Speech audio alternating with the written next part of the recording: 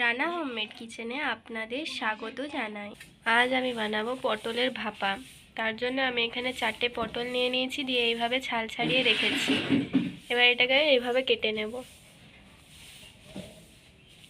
দেখুন, ঠিক এইভাবে কেটে নিতে হবে, পুরা কাটা যাবে না। এইভাবে আরও 3টে কেটে নেব।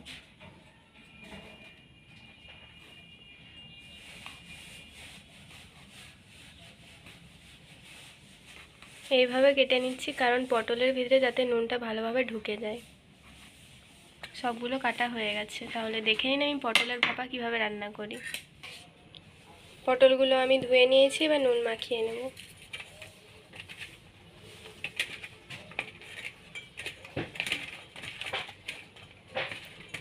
নুন মাখানো হয়ে গেছে।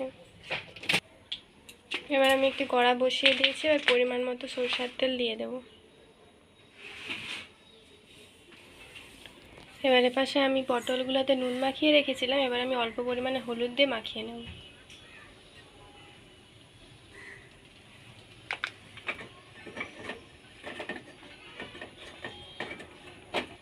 মাখানো হয়ে গেছে, আর এপাশে আমার তেলটাও গরম হয়ে গেছে, দিয়ে পটলগুলো হালকা ভেজে নেব।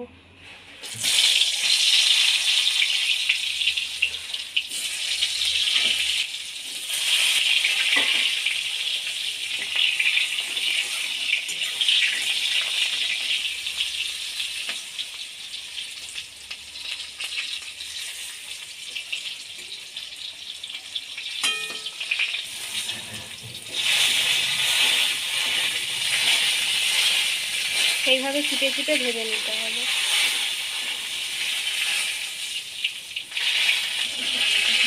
পটলগুলো ভাজা হয়ে গেছে, এবার আমি তুলে নেব।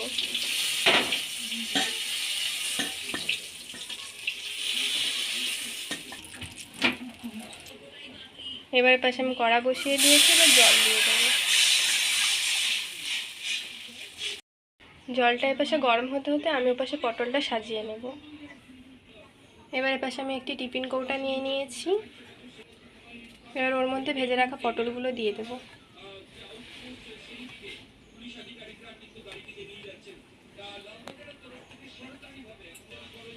আর আমি আগে থেকে একটি মশলা তৈরি করে রেখেছিলাম, এর মধ্যে আছে 25 গ্রাম পোস্ত আর 2টো কাঁচা লঙ্কা, দিয়ে এইভাবে আমি বেটে রেখেছি। এবার ওটা ওর মধ্যে আমি দিয়ে দেব। দেওয়ার আগে আমি একটু জল দিয়ে ফেটিয়ে নেব মশলাটাকে।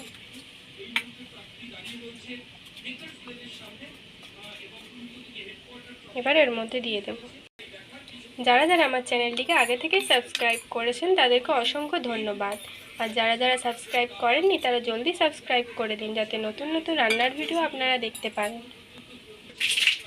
যেহেতু এই রান্নাটা আমি সম্পূর্ণ নিরামিষ করছি, তার জন্য আমি এখানে পেঁয়াজ ব্যবহার করিনি। আপনারা যদি আমিষ খেতে চান তাহলে এখানে পেঁয়াজ বাটাও ব্যবহার করতে পারেন। এর মধ্যে দিয়ে দেবো একটি চেরা কাঁচা লঙ্কা, অল্প পরিমাণে হলুদ গুঁড়ো, অল্প পরিমাণে চিনি। এবার ওর উপরে আমি দিয়ে দেবো কাঁচা সর্ষের তেল।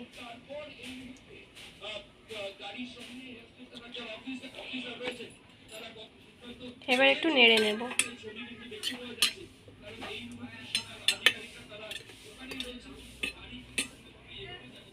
নেড়ে নিয়েছি, এবার ওর মধ্যে দিয়ে দেবো স্বাদ মতো নুন, দিয়ে আরেকটু নেড়ে নেব।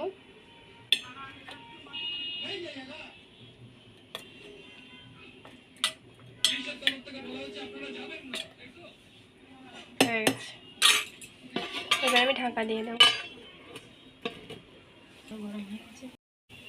এবার এপাশে আমার জলটাও ফুটে গেছে, এবার ওর মধ্যে আমি একটি স্টিক দিয়ে দেবো। এবার টিফিন কৌটাটা ওর মধ্যে আমি বসিয়ে দেব। দেখবেন টিফিন কৌটাটা যেন জলের মধ্যে একটু ডুবে থাকে, নাহলে কিন্তু সেদ্ধ হবে না ঠিক মতো।